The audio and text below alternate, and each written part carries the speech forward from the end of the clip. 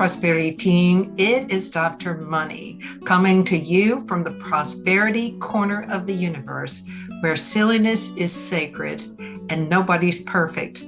I am your POP, your professor of prosperity, and I'm here so that all of our lives can pop with prosperity. And remember, if you're watching this video, then you are a member of the prosperity team.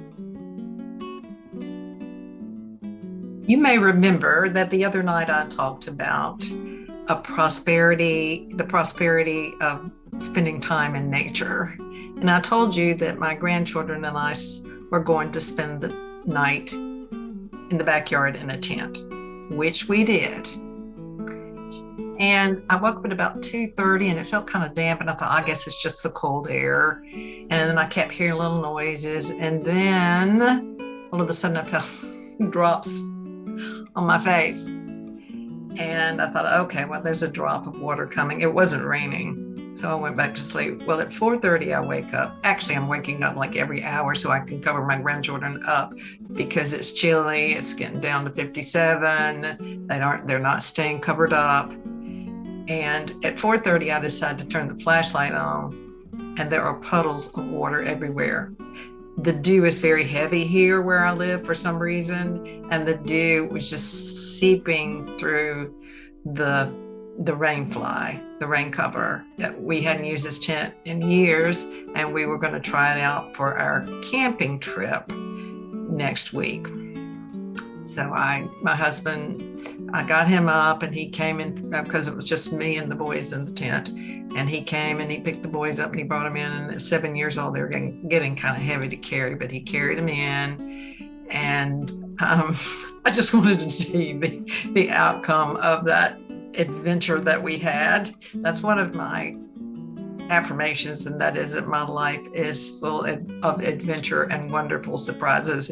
And not all adventure is positive adventure. That was more of like an intense adventure, getting up in the middle of the night. I awakened Saturday morning and I felt like I was 50. I had meditated and done exercises and my yoga and stretch. I felt so good. Well, after that night in the cold, my age, in this damp cold, I woke up feeling 90. I mean, I hadn't had enough sleep, cold and damp. I felt 90, like I was 90 years old. And so you might wonder what in the heck I'm talking about. What's the point of this? Well, one thing I say is that part of the prosperity path is to really be authentic. And authentic is not anything that is laden with any games or any falsehoods. It's just being where we are. It's not being sarcastic. It's not being mean. It's not cursing. It's just being authentic. And I can remember one time I was helping put on a conference and I walked by a friend and she said, "Smile." And I said, "I don't feel like smiling. I'm not in a great mood. I'm in a hurry and I don't feel like smiling." Well, she was a little put off, but I wanted to be authentic. I mean, that was what it was more about than faking it until you make it. I don't fake it till I make it. When I make it, then I don't have to fake it. That's my thing. But until then, I'm authentic with what's going on. I once, or several times, I would give this talk on joy.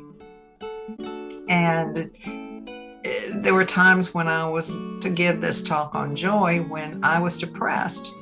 And so I wouldn't go up and try to be jovial and laugh and be nutty. What I would do was just be authentic about where I was. And I just, said, "Well, how many of you want to feel joy?" Everybody raises their hand. And I said, "Well, how many of you know what it feels like not to be joyful, to be depressed?" And I said, "Well, I'm feeling somewhat depressed today and somewhat anxious, but I'm talking about joy." So I'm thinking that maybe if we can be authentic together right where we are, that we can move on and hold hands together and be a community of people who are moving toward joy. And so I gave this, I think a very powerful speech, and it lightened me and it lightened them. The authenticity of coming, not hiding, because it's like when I just come out with what is, and I don't have to hide and pretend like I'm okay or I'm great or something. Now, there are times that we do need to not wear our feelings on our sleeves.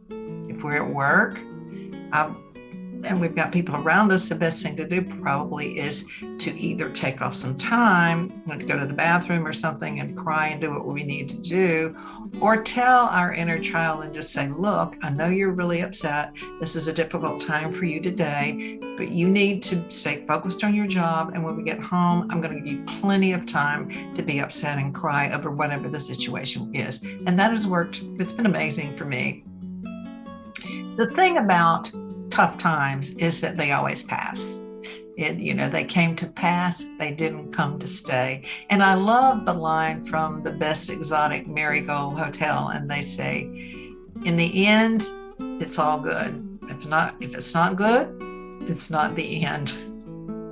So yes, prosperity is possible in every moment, but sometimes the clouds of our consciousness are out in our mind and we just don't know how to dissipate them.